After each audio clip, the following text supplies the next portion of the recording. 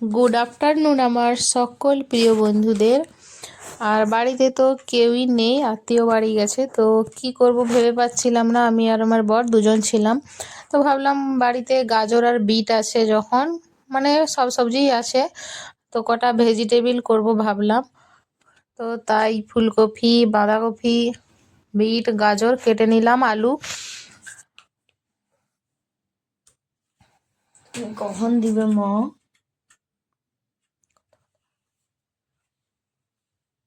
আর এগুলো হচ্ছে বিট। আর দেখা যাক কেমন হয়।